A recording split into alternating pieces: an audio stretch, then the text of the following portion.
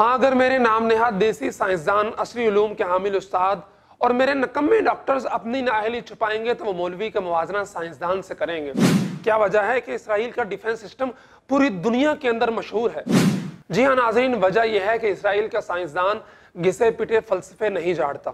میں اس دانش افرنگ پہ ایمان لائے ہوئے دانشوروں سے پوچھنا چاہتا ہوں کہ یہودی مذہب کے پیشوا اور راہب بھی تورات کو سینے سے لگائے پھرتے ہیں۔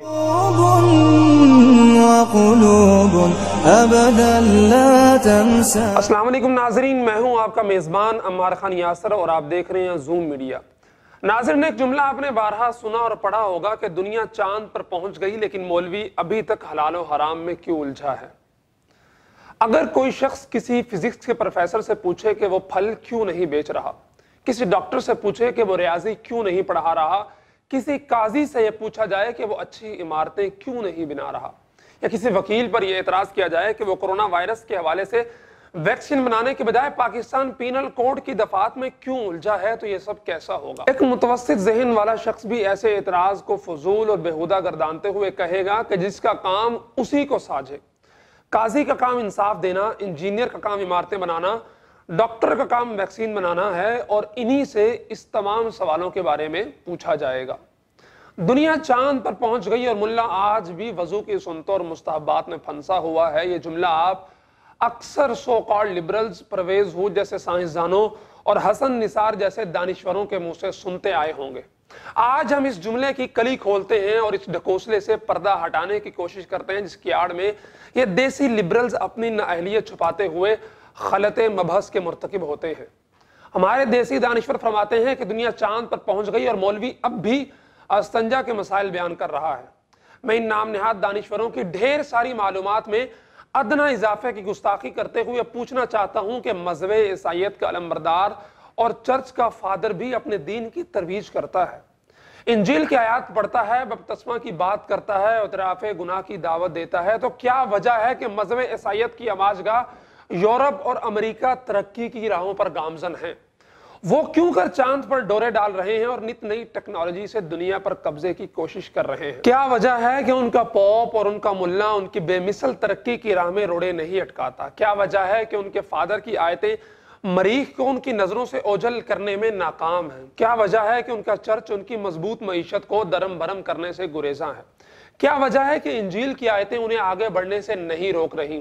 ہاں یہی وجہ ہے کہ ان کا عصری علوم کا حامل استاد پڑھاتا ہے، درس کا حق ادا کرتا ہے اور بچوں کی تعلیم میں کوئی کسر نہیں چھوڑتا۔ ان کا دانشور انہیں احساس کمتری کا تانا نہیں دیتا کیونکہ وہ خود نکما نہیں ہے، وہ اپنے کام کے ساتھ مخلص ہے، اس لیے وہ چرچ کو چاند کی راہ میں رکاوٹ نہیں سمجھتا، اسی لیے وہ اپنے پادری کے لباس کو خلائی لباس پہننے میں رکاوٹ نہیں گردانتا۔ میں اس دانش افرنگ پہ ایمان لائے ہوئے دانشوروں سے پوچھنا چاہتا ہوں کہ یہودی مذہب کے پیشوا اور راہب بھی تورات کو سینے سے لگائے پھرتے ہیں، اپنے سیناگوگ کی طرف بلاتے ہیں، اپنی قدیم کتابوں کے حوالے دیتے ہیں، حتیٰ کہ وہ اپنی روایات کے زیر اثر بیت المقدس تک کو بھلا نہ سکے اور کتنے ہی مصائب کو برداشت کر کے بزوم خود ہولوکاسٹ سے گزر کر یروشلم آ پہنچے۔ لیکن کیا وجہ ہے؟ کیا وجہ ہے کہ اسرائیل کی دہشت چہار دانگے عالم میں پھیلی ہے؟ کیا وجہ ہے کہ اسرائیل دھیرے دھیرے گریٹر اسرائیل کی جانب بڑھ رہا ہے؟ کیا وجہ ہے کہ اسرائیل کا ڈیفنس سسٹم پوری دنیا کے اندر مشہور ہے؟ جی ہاں ناظرین، وجہ یہ ہے کہ اسرائیل کا سائنسدان گھسے پٹے فلسفے نہیں جھاڑتا، ان معاملات پر رائے زنی نہیں کرتا جس کے متعلق اس کے پاس علم نہیں ہے، وہ سیناگوگ کے مینار کو اپنے سینے میں گڑا خنجر نہیں سمجھتا جس کی وجہ سے وہ حرکت کے قابل نہ رہے، وہ اپنے مذہب کی چھوٹی سی ٹوپی کو اپنے عقل پر پڑا ہوا پردہ نہیں گردانتا جس کی وجہ سے اس کے سوچنے سمجھنے کی صلاحیتیں مفلوج ہو جائیں، اس کی ٹانگیں اپنی مخصوص نماز ادا کرتے ہوئے شل نہیں ہوتی کہ وہ چاند کی طرف قدم بڑھانے سے پہلے ہی لڑکھڑا کر گر جائے۔ امریکہ، اسرائیل اور دیگر ترقی یافتہ ممالک اپنے اپنے مذاہب کے ساتھ ترقی کر رہے ہیں، لیکن میرے دیسی لبرل اس وجہ سے چاند تک نہیں پہنچ پا رہے کہ ان کی عقل گھاس چرنے کے ساتھ ساتھ مولوی کے پانچوں کی لمبائی اور چوڑائی ناپنے میں مصروف ہے۔ ناظرین، اب میں آپ کو ایک تصویر دکھاتا ہوں، امید ہے اس سے بات مزید واضح ہو جائے گی۔ اس تصویر میں پاکستان کے مایہ ناز ڈیٹا سائنٹسٹ ذیشان الحسن عثمانی صاحب ہیں، برطانیہ کے سابق وزیر اعظم گارڈن براؤن کے ساتھ میٹنگ میں مصروف نظر آ رہے ہیں۔ آپ اس وقت ایک بہت بڑے آن لائن پلیٹ فارم النافع پر کام کر رہے ہیں جو دور جدید کے سب سے ایڈوانسڈ موضوعات جیسا کہ artificial intelligence, blockchain technology, machine learning وغیرہ پر انتہائی کم فیس میں کورسز کروا رہا ہے۔ محترم ذیشان ایک دیندار اور شرعی وضاقتہ رکھنے والے شخص ہیں، لیکن ان کی داڑھی ان کی سائنسی ریسرچ میں رکاوٹ نہیں ہے، اور نہ ہی کبھی ان کی نماز اور ذکر الہی نے انہیں سائنسی مباحث سے دور رکھا ہے۔ اب دوسری تصویر دیکھیے، اس میں ایک لبرل اور دین بیزار فزکس کے پروفیسر ہود بھائی موجود ہیں جو عورت مارچ میں پشتون فیمنزم کے حق میں پلے کارڈ اٹھائے فزکس کی تعلیم کو عام کرنے میں اور چاند و مریخ پر پہنچنے کی عمدہ کوششوں میں مشغول نظر آ رہے ہیں۔ یہ شخص آپ کو اسلام کے خلاف کیے جانے والے ہر مارچ، ہر مباحثے میں صف اول میں کھڑا نظر آئے گا، لیکن اگر نظر نہیں آئے گا تو سائنسی مباحث کرتے ہوئے نہیں نظر آئے گا۔ اگر نظر نہیں آئے گا تو کوئی ایسا راکٹ بناتا نظر نہیں آئے گا جو چاند تک پہنچ سکے۔ ہاں، آپ اسے لیانی اور قوم کو احساس کمتری کا شکار بناتے ہوئے فلسفے جھاڑتے ضرور دیکھیں گے، لیکن یہ روح پرور منظر کبھی نہیں دیکھ سکیں گے جب دنیا میں پروفیسر پرویز ہود کے سائنسی کارناموں کی وجہ سے پاکستان کا نام روشن ہو۔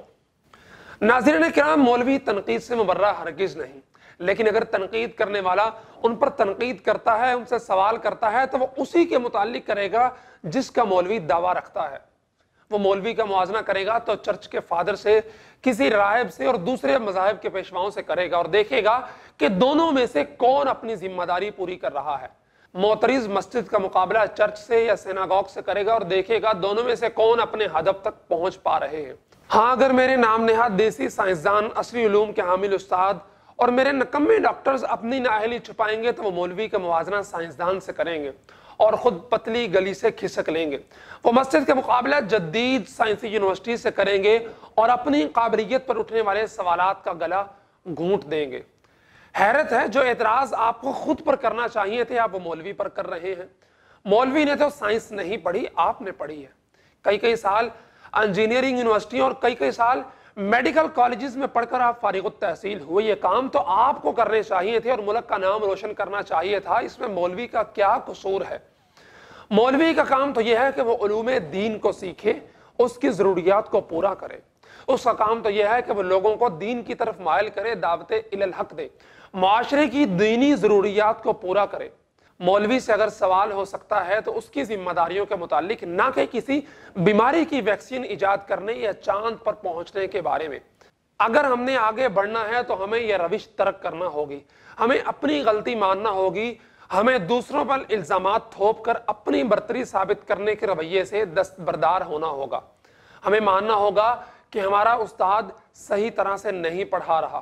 ہمیں یہ تسلیم کرنا ہوگا کہ ہمارا سائنسدان اپنے شعبے کے ساتھ مخلص نہیں ہے، اور فضول کی بحث و مباحثوں میں الجھنے کی بجائے ہمیں یہ تسلیم کرنا ہوگا کہ ہمارا حکمران طبقہ، جو یقیناً مولویوں پر مشتمل نہیں ہے، انہیں آکسفورڈ اور کیمبرج جیسی یونیورسٹیاں بنانی چاہیے تھی جس میں وہ ناکام ہیں۔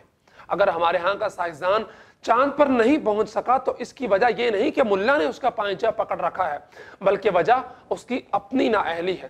جب تک ہم میں سے ہر شخص اپنی کمزوریوں کو تسلیم کر کے ان پر محنت کرنے کی بجائے دوسروں پر الزام لگاتا رہے گا، اور جب تک ہم چاند پر نہ پہنچ پانے کو مولوی کے کھاتے میں ڈالتے رہیں گے، تب تک ہمارا راکٹ زمین پر ہی رہے گا اور چاند کا منہ تک نہ دیکھ پائے گا۔